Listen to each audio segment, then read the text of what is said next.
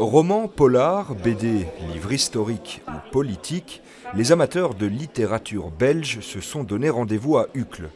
L'occasion de découvrir des auteurs qui s'imprègnent de leur territoire pour raconter des histoires.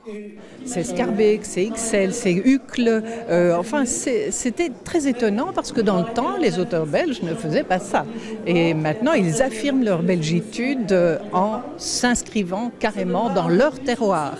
Comme disait Françoise Héritier, qui vient de décéder, la grande anthropologue, chacun appartient à son territoire, sociologique, géographique, historique et de coutume, littéraire aussi. Et justement, des auteurs, il y en a cette foire. Anne-Michèle Amès est bruxelloise, habituée de l'événement, elle vient débattre et rencontrer le public autour de la littérature belge enfin reconnue. C'est une sorte de revanche. Nous avons de tels talents multiples qu'ils ont été invités à Paris, que les Parisiens se sont rendus compte, malgré Coluche, que le Belge avait de l'esprit. Donc c'est une très bonne chose, on profite de ce courant-là. Du côté des éditeurs, on est plus sceptique concernant le succès du Belge. Pour Robert, cette foire est une vitrine unique.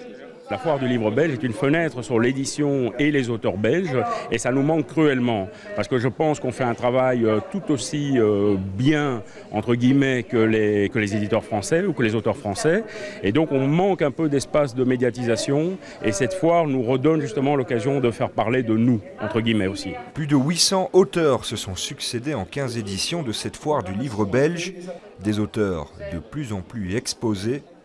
Il ne leur manque plus qu'une petite étincelle pour exploser.